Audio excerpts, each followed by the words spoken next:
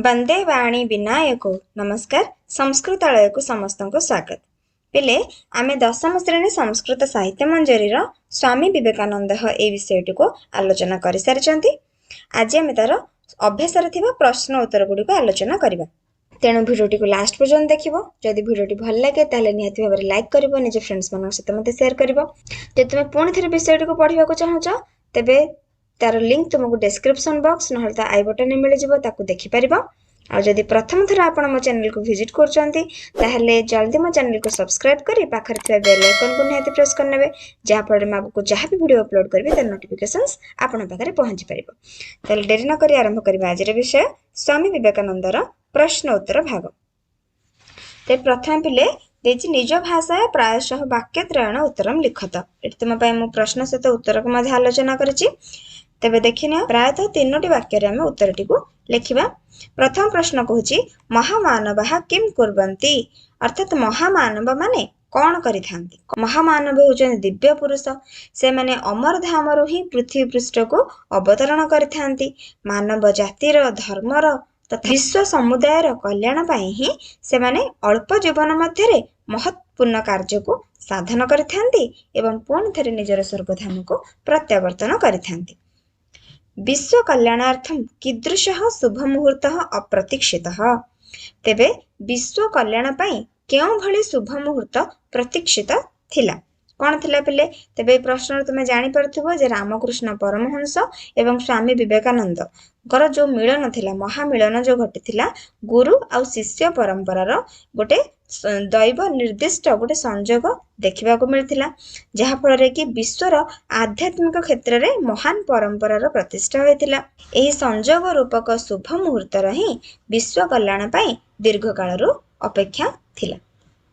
विवेकानंद कथम स्मृतिपटले सर्वं निधातुं शक्नोति स्म। विवेकानंद केउ भली भावरे निजर स्मृतिपटल सबकिछि रखिया सक्षम हो पारुथिले। आमे जानिचे पिले विवेकानंदंकर स्मृति शक्ति अत्यंत प्रखर थिला। से अत्यंत मेधावी थिले। से थरे जहाँ भी पढ़ुथिले अथवा जहाँ भी शुणुथिले ताहा तांकर स्मृतिपटल संचित होई रहि जाउथिला। विवेकानंद कथम विश्व प्रसिद्ध अभवत्। विवेकानंद केउ भली भाबरे विश्व प्रसिद्ध होइथिले। तेबे आमे जानिचे पिले से एकदा चिकागो नामक सहर रे एक विश्व धर्म सम्मेलन आयोजन होइथिला, जहा कि 1893 मसीहा सेप्टेम्बर मास 11 तारिख रे होइथिला। सेइथिरे से अंशग्रहण करथिले एवं वसुधैव कुटुंबकम एई जो ध्येय वाक्य को अनुसरण करी तांकर जो भाषण प्रदान करथिले ता द्वारा समस्त चकित हो जाइथिले, जद्वारा कि से केवल सनातन धर्मर नुहे बरं मानव धर्मर प्रसार प्रचार पाई समुचित भाषण दे विश्वविख्यात होई पारथिले। तेणु तांको आमे विश्व विजय विवेकानंद बोली मध्ये कहिथांते। रामकृष्ण मिशन माध्यमेन किम भवति।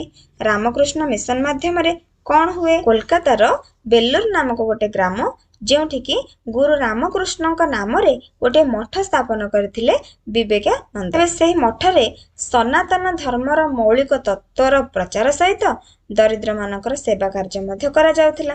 तेणु रामकृष्ण मिशन द्वारा अनुप्राणित होई युवक माने वर्तमान मध्य विश्वर विभिन्न स्थान रे सेवा करुछंती। आपरे देखिबा द्वितीय प्रश्न संक्षेपेण उत्तरम लिखत। हमको गोटिए शब्द रे बा अति संक्षिप्त रे उत्तर देबाको अछि। कौ विवेकानंदस्य माता पितरौ। विवेकानंदंकर माता और पिता किए थिले ना माँ थिले भुवनेश्वरी देवी एवं पिता थिले विश्वनाथ दत्त। भुवनेश्वरी देवी विवेकानंदम स्नेहेन किम आहुतवती। भुवनेश्वरी देवी विवेकानंदं को स्नेह रे कौन बोली डाकुथिले ना बिलु बोली डाकुथिले। ईश्वर अनुसंधिष्ठु विवेकानंद कम निकषा गतवान। ईश्वर को अनुसंधान करने पई इच्छा करुवा विवेकानंद कहा निकट को जाइथिले। कहा निकट को जाइथिले पिले ना रामकृष्ण परमहंसଙ୍କ निकट को। कुत्र तस्य पूर्ण विश्वास जातः। केउठारे तांकर पूर्ण विश्वास हला, अर्थात से ईश्वर को अनुसंधान करने पई जेतेबेले पहुंचिले रामकृष्ण पाखरे, रामकृष्ण कथा शुणी तांको ऊपर ही तांकर प्रगाढ़ विश्वास आसीगला। तेणु रामकृष्ण परमहंसଙ୍କ ठारे तांकर पूर्ण विश्वास थिला, जात हो गला। माता विवेकानंदम किम उक्तवती। माता विवेकानंद कौन कहते ना पुत्र आजीवन पवित्र रुह। आत्मसम्मान रक्षा कर एवं अन्यर केबे मध्य सम्मान हानि कर नाही। केशां कृते तस्य हृदय विगलितम् आसीत् केउ मानंक पई विवेकानंदंकर हृदय विगलित होउथिला अर्थात तरळी जाउथिला ना दरिद्र मानंक पई। किम नाम सफलम जीवनम सफल जीवनर संज्ञा कौन देथिले विवेकानंद ना प्रतिकूल परिस्थिति रे थाई मध्य निजर प्रकाश आउ विकास एही दुईटी ही हेउची सफल जीवनर संज्ञा। उत्तम मानवः भवितुं विवेकानन्दः कां पूजयितुं कथयति। उत्तम मानव हेबा पई विवेकानंद कहार पूजा करबा कहउथिले मार सेवा बा पूजा करबा पई कहउथिले। बेलूर नगरम कुत्र वर्तते बेलूर नगर केउठारे अछि ना कोलकाता ठारे अछि। कदा स दिव्य धाम गतवान केबे से दिव्य धाम जाइथिले अर्थात दिव्य धाम कहले पिले इह लीला त्याग संवरण करबा बा तांकर मृत्यु केबे होइथिला ना 1902 मसिया जुलाई मास 4 तारिख रे से दिव्य धाम गत करथिले। तापर आसला बंधनी मध्यात रेखांकित पदस्य कारक विभक्तिगतम शुद्धम उत्तरम चिन्हित ते पिले बंधन सठिक उत्तर को आमे चिन्हित करबा।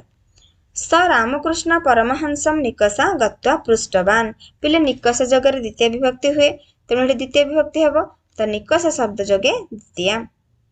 दरिद्राणां कृते तस्य हृदय विगलितम आसीत् पिले दरिद्राणां कृते कृते लागिछि तो एठी कोन हे परिबो ना कृते शब्द जगे षष्ठी विभक्ति हेबो। पुत्र आजीवनम पवित्र भव ते पिले देखि परज पुत्र पाखरे संबोधन चिन्ह अछि तेणु संबोधने प्रथमा। उत्तरम रामकृष्णेन प्रदत्तम उत्तरटी रामकृष्णଙ୍କ द्वारा दियागला ताले पिले द्वारा दियागला कहेछि माने रामकृष्ण देले किंतु रामकृष्णଙ୍କ द्वारा दियागला ता माने कर्ता एठी अनुक्त हे जाइछि तेणु गौण हे जाइथिबार एठी हमर कोन हला ना अनुक्त कर्तारी तृतीय।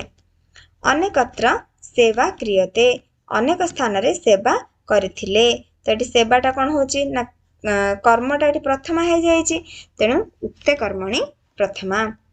मौलिक तत्वस्य प्रचारेण सह स दरिद्राणां सेवाम आरभत प्रचारेण सह मौलिक तत्वर प्रचार सहित से दरिद्र मानक सेवा आरंभ करथिले तेणु सह लागिछि प्रचारण परे तेणु सहार्थे तृतीय विभक्ति एठी कराजिबो जानि हला। तापर प्रश्न चतुर्थ नंबर प्रश्न कहूची वाक्य रचना कुरुत वाक्य गठन करिया पिले इतिर अर्थ होची इति गोटे अव्यय पद तार जोगे प्रथम विभक्ति होइथाय तेणु इति अर्थ होची बोली तो राम इति राजा आसीत राम इति राम बोली जने राजा थिले। नामना माने नामरे नरेंद्रनाथ अधुना विवेकानंद इति नामना परिचितः नरेंद्रनाथ संप्रति विवेकानंद नामरे परिचित अटंती। गत्वा गत्वा पिले जाई गत्वा गोटे असमापिका क्रिया भाव परिचित होचुतरे कि तच प्रत्यय लागिछि तो छात्रः विद्यालय गत्वा पठन्ति छात्र माने विद्यालय को जाई पढुछन्ति। नाम माने नामरे तव नाम किम तुमर नाम कौन चिराय अर्थात सबुदिन पाई बा चिरदिन पाई तो विवेकानंदस्य वाणी चिराय प्रेरणादायिनी भवति विवेकानंदंकर वाणी चिरदिन पाई प्रेरणादायक अटे। सकृत पिले सकृत अर्थ होचे थरे सह दिवसस्य सकृत खादति से दिन रे थरे ही खाउछि भोजन करूछि तो सकृत लागिथिवर दिवसस्य बोली हेछि। प्रदाय प्रदान करी माता पुत्राय भोजनम प्रदाय आनंदिता भवति माँ पुओ को भोजन प्रदान करी आनंदित हेउछि तले पिले प्रदाय मध्य असमापिका क्रिया हेछि एठी प्रदान करी। तापर आसला प्रभुतम प्रभुत कहले प्रचुर तो भूगर्भे प्रभुतम खनिज द्रव्यम अस्ति तले भूगर्भरे बहुत गुड़िए खनिज द्रव्य रहिछि। परवर्ती प्रश्न संधिम कुरुत संधि करबा आमे एठी संधि फिटिक रहिछि। मातुः युक्त उपदेशम मातुरुपदेशम पवित्रः युक्त भव पवित्रो भव विसर्गटा ओकार हेछि पिले। दृष्टवान युक्त अस्मि दृष्टवान अस्मि उत्तरेण युक्त एव उत्तरेणैव तम युक्त एव तमेव सत्यम युक्त इदम सत्यमिदम वसुधा युक्त एव वसुधैव अद्य युक्त अपि अद्यापि उत्युक्त ज्वलम उज्ज्वलम तो आउ ज मिसी पिले द्वितीय ज हेची सहयुक्त अपि सोपि खंड आकार लगी विकासयुक्त च विकासश्च। परवर्ती प्रश्न संधि विच्छेद करबा पिले हम एठी पुनरमर धाम कौन हम पुनः युक्त अमर धाम प्रत्यागच्छन्ति प्रतियुक्त आगच्छन्ति कुलम आनेतुम कुलम युक्त आनेतुम चिरादेव चिरात् युक्त एव प्रतीक्षितः प्रतीक्षितः। देख पिले दीर्घ इकार अच्छी तेणु दुईटी प्रथम ह्रस्व एवं पर दीर्घ मिसिक दीर्घ होती अतीव अतियुक्त इव ह्रस्व ह्रस्व मिसी दीर्घ इकार होती सततम अचेष्टत सततम युक्त अचेष्टत उत्तमो मानवः उत्तमः युक्त मानवः।